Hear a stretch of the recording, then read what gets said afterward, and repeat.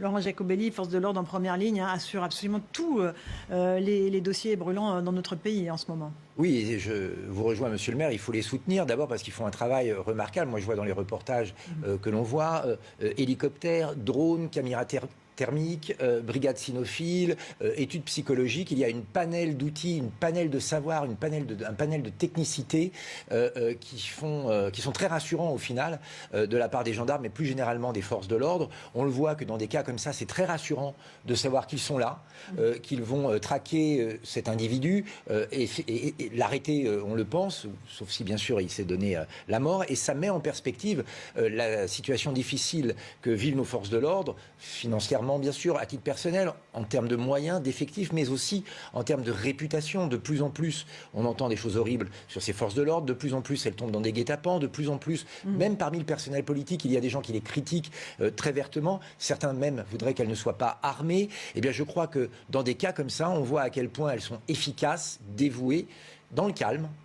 On sent un calme lorsqu'ils parlent et une détermination et qu'on en a besoin et c'est l'occasion de les soutenir. Laurent Jacobelli, pour le Rassemblement national, des mesures annoncées, durcissement des sanctions contre les agresseurs de policiers, un rassemblement encore une fois national auquel convient les policiers, et puis ces situations du quotidien, des tirs de mortier.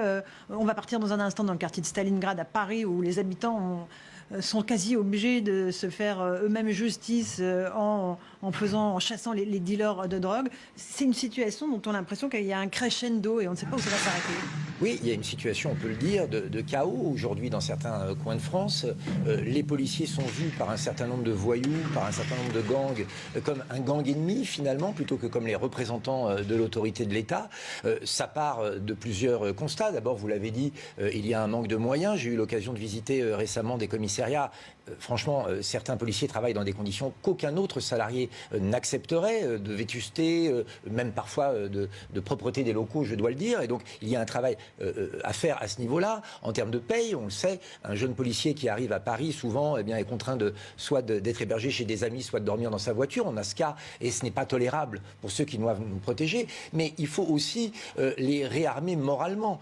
J'ai entendu, il y a très peu de temps, un ministre de l'Intérieur, qui était M. Castaner, qui, grosso modo, nous expliquait qu'un policier qui usait de la violence légitime, et seules les forces de l'ordre peuvent le faire, était d'office présumé coupable. Non, il faut faire l'inverse. Il faut maintenant une présomption de légitime défense quand un policier utilise son arme. Il ne faut pas raisonner à front renversé.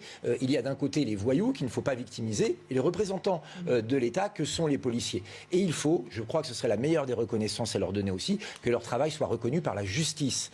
Trop de policiers nous expliquent qu'ils arrêtent un récidiviste une fois, 2 fois, 3 fois, 4 fois, 10 fois et que le lendemain matin, ils se retrouvent nez à nez avec lui, même si celui-ci les a agressés ou a dealé devant leurs yeux. Donc c'est une réforme à 360 degrés qu'il faut faire. Laurent Jacobelli, la situation est inacceptable dans ce quartier-là, mais dans de nombreux autres quartiers aussi. Dans beaucoup de quartiers, avant de rentrer chez soi, il faut passer par le haut, les montrer patte blanche à des dealers. Il y a même des quartiers maintenant où il y a des espèces de mini-frontières avec des points de passage.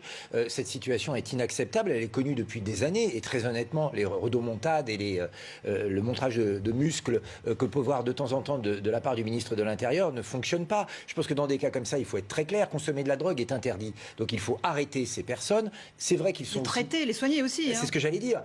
Ils sont malades, donc il faut les amener à un soin, mais de force. C'est pas une option. Et il faut avoir une politique très ferme envers les dealers. Vous savez qu'aujourd'hui, les dealers, et notamment les patrons de gangs, font du télétravail dans des prisons avec leur téléphone portable, avec des liaisons Wi-Fi. Ils continuent à gérer leur trafic. Donc il faut maintenant avoir une posture très claire, et vous l'avez extrêmement bien expliqué. Il y a 2 points d'entrée principaux de la drogue en France, c'est l'Espagne, qui est la route depuis le Maroc, et la Belgique depuis les pays du Nord. Eh bien, si on se remettait à contrôler nos frontières, on pourrait à nouveau empêcher en partie la drogue d'arriver. Donc vous voyez, il y a des contrôles qui sont effectués. Hein. Il y a quand même des agents des douanes et des policiers. Il y en a, c'est vrai. La PAF qui travaillent. Et je ne dis pas qu'ils ne font pas leur travail, évidemment, mais ces contrôles sont des contrôles aléatoires puisqu'il n'y a plus l'existence de frontières physiques. Donc on a ouvert la France à tous les vents, à tous les trafics, et eh bien il faut maintenant revenir sur ces positions-là et donner à la police vraiment les moyens d'agir et non pas leur demander, comme ça a été fait dans certains quartiers, de ne pas aller parce que l'économie de la drogue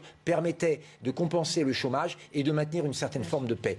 Ce genre de compromission coûte cher. Charles Darmanin a mentionné il y a un jour que les étrangers se voient retirer ou refuser leur titre de séjour s'ils troublent l'ordre public. Donc ça, c'était pour la question, une des parties de la question. Mais ce n'est pas l'essentiel de la question, parce que l'essentiel des consommateurs sont français et des dealers qui sont français aussi également. Laurent Jacobelli. Oui, alors sur la déclaration de M. Darmanin, l'intention est bonne, mais enfin, s'il faut aller plus loin, c'est toute personne étrangère qui est prise sur le territoire français en train de commettre un délit doit rentrer chez elle très vite. Or, vous savez qu'aujourd'hui, pour rebondir sur ce que vous disiez, entre les obligations de quitter le territoire, les clandestins, etc., seulement 10% de ceux qui ne devraient pas être sur le territoire sont ramenés à la frontière ou dans leur pays d'origine. Donc c'est extrêmement grave et il y a parfois un lien parce que beaucoup de mineurs isolés sont utilisés par les gangs de trafiquants de drogue parce qu'ils sont mineurs, donc ils risquent moins de peine de prison.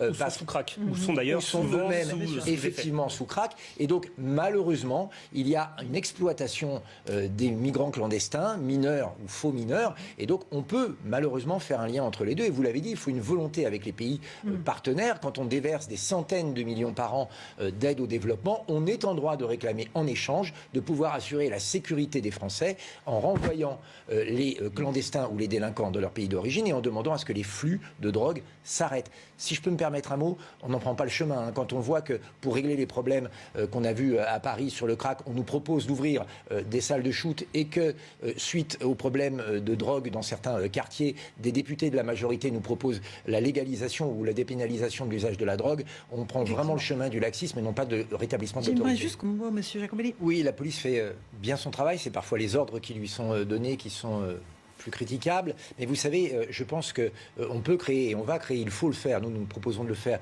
des effectifs de police supplémentaires, mais il faudrait surtout tarir les sources de délinquance. Vous l'avez dit, si les délinquants sont en prison, ils ne sont pas dans la rue, et pour le coup, on sait où ils sont, et ça peut leur servir à eux d'exemple, mais aussi aux gamins d'exemple, en se disant, bah, lui, il est allé en prison, j'ai pas envie d'y aller, donc je ne ferai pas d'ânerie. Donc ce serait une première chose. Et deuxièmement, je pense qu'il faut aussi le dire, dans certains quartiers, c'est le communautarisme qui amène à la délinquance, et qu'il faut là aussi lutter contre l'immigration incontrôlée qui, dans un certain nombre de villes et de quartiers, a amené des endroits où l'on vivait mal et où certains, une minorité, il faut le dire, mais certains quand même, en arrivaient à du trafic et à des incivilités, voire à lutter contre la police. Et je pense qu'il faut travailler en amont pour faire en sorte que, oui, la police doit avoir plus de moyens, mais qu'elle ne soit pas obligée d'être partout tout le temps, parce que sinon, ça n'aura jamais de cesse. Laurent Jacobelli, vous êtes la force antidémocratique Non, je ne relève même pas, parce que je pense que depuis 40 ans que nous sommes aux élections, que nous acceptons le verdict des élections, nous sommes démocratiques, républicains, et je pense que ce genre de remarques n'intéresse plus personne et ne joue plus sur les électeurs. Mais surtout, les Républicains sont un parti à la dérive. Aujourd'hui, M. Muselier a déjà fait sa liste avec l'AREM sur sa liste. On le sait depuis des mois, tout ça est une mascarade. C'est ce que dit Mme Cluzel. Tout ça est une mascarade. Et moi, je pense aux électeurs LR qui sont de droite, qui ont envie de rétablir l'ordre, qui ont envie de contrôler l'immigration, qui ont envie que les valeurs de notre République soient respectées, qui aujourd'hui se trouvent avec des élus qui vont à la gamelle et plutôt que de défendre des convictions. J'ai le même dans le Grand Est avec Jean Rottner qui a déjà fait les ponts avec la candidate En Marche. Je pense que nous, on leur lance un appel comme l'a fait Thierry Mariani. Rejoignez-nous, travaillez avec nous et vous verrez que vos valeurs seront bien défendues.